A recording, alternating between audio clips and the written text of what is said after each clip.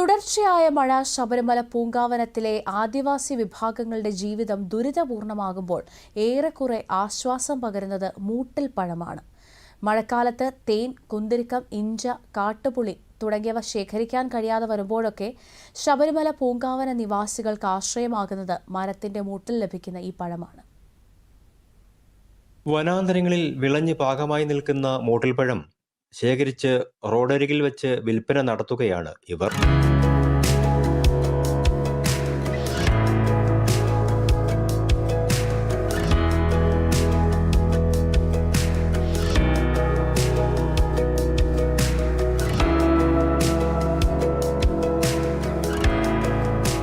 തുടർച്ചയായി പെയ്യുന്ന മഴ കാരണം മറ്റു വനവിഭവങ്ങൾ ശേഖരിക്കുവാൻ സാധിക്കാതെ വരുമ്പോൾ മൂട്ടിൽപ്പഴം ശേഖരിച്ചാണ് ശബരിമല പൂങ്കാവനത്തിലെ ആദിവാസി വിഭാഗങ്ങൾ ഉപജീവനം നടത്തുന്നത്. ചുറ്റിപ്പുറം കഴിഞ്ഞാൽ പിന്നെ വലത്തോട്ട് ചെല്ലുന്ന അപ്പോൾ റോഡ് സൈഡിൽ നമ്മൾ റമ്മിലൊക്കെ ഇഷ്ടം പോലെ മൂട്ടിപ്പഴമുണ്ട്.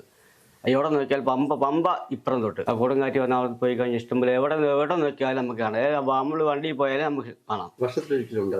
ഓരോ വർഷത്തിലും കാരണം മഴക്കാലത്തിലാണ് ഈ ഉണ്ടാവുന്നതും പഠിക്കുന്നതൊക്കെ. കാരണം മരം എന്ന് പറഞ്ഞാൽ നമ്മൾ നാട്ടിൽ നിന്ന് മാങ്ങയോ മറ്റേ അങ്ങനെയൊക്കെയുള്ള അച്ചാർ കൊണ്ട് അതിന് നാട്ടിൽ നല്ല ടേസ്റ്റുള്ള സാധനമായി ഇത് മൂട്ടിപ്പഴം എന്ന് പറഞ്ഞാൽ. അതുവേണ്ടി വന്നാൽ പിള്ളേർക്ക് നമുക്ക് കൊടുക്കാൻ വലിയൊരു കഴിക്കാം. നല്ല മധുരമുണ്ട്. ലാമാസം തൊട്ട് ഇത് പൂ ആവും, എന്നിട്ട് ചിങ്ങമാസം വരെ ആകുമ്പോഴത്തേക്ക് ഇത് പഴുത്ത് തീരും. പിന്നെ പച്ചയുണ്ട്, ചുമലയുണ്ട്.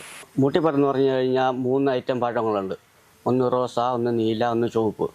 അതിൽ ഏറ്റവും കൂടുതൽ മധുരമുള്ള ചുവപ്പിനും നീലയ്ക്കായിരുന്നു. ഓരോ ടൈപ്പിന് ഓരോ മധുരമാണ് ഉണ്ടാവുന്ന ഓരോ കർക്കിടക മാസത്തിൽ. ഏറ്റവും കൂടുതൽ പറഞ്ഞാൽ പഴുക്കുന്ന മുത്തും കർക്കിടക മാസത്തിലാണ് ഈ മൂട്ടിപ്പഴം ഉണ്ടാവുന്നതും പഴുക്കുന്നതൊക്കെ. പറയുന്നതൊക്കെ ഇപ്പോൾ അതിലും കർക്കിടക മാസത്തിലാണ് ഈ മൂട്ടിപ്പഴം ഉണ്ടാകുന്നത്. അത് കഴിഞ്ഞാൽ പിന്നെ കുന്തിരിക്കം, തേന്. ആ കുന്തിരിക്കം എന്ന് പറഞ്ഞാൽ എല്ലാ വർഷവും ഉണ്ട്. തേൻ ഓരോ ദിവസം ആകുമ്പോഴാണ്, കുംഭമാസം ആകുമ്പോഴാണ് തേൻ ഉണ്ടാകുന്നത്. അങ്ങനെയൊക്കെ കുന്തിരിക്കം ഏത് മഴക്കാലത്തിനായാലും കുന്തിരിക്കുണ്ട്. ഡിസംബർ, ജനുവരി മാസങ്ങളിൽ പൂത്തുവിരിയുന്ന മരത്തിൽ മഴക്കാലമാകുന്നതോടെ കായ്കൾ പാകമാകുന്നു. ഇത് ശബരിമല പൂങ്കാവനത്തിലുള്ള ആദിവാസി വിഭാഗങ്ങൾക്ക് ഒരു അനുഗ്രഹം കൂടിയാണ്. ശബരിമല പൂങ്കാവനത്തിലെ മൂട്ടിൽപ്പഴത്തിന് ഔഷധ ഗുണം ഏറെ ഉണ്ടെന്നും പറയപ്പെടുന്നു. മൂട്ടിൽപ്പഴം ആദിവാസികൾക്ക് മികച്ച വരുമാന മാർഗമായി മാറിയെങ്കിലും തുടർച്ചയായി പെയ്യുന്ന മഴ ഇവരുടെ ജീവിതത്തെ സാരമായി ബാധിച്ചിട്ടുണ്ട്. സിസൽ ജോൺ, ദൂരദർശൻ ന്യൂസ്, പത്തനംതിട്ട.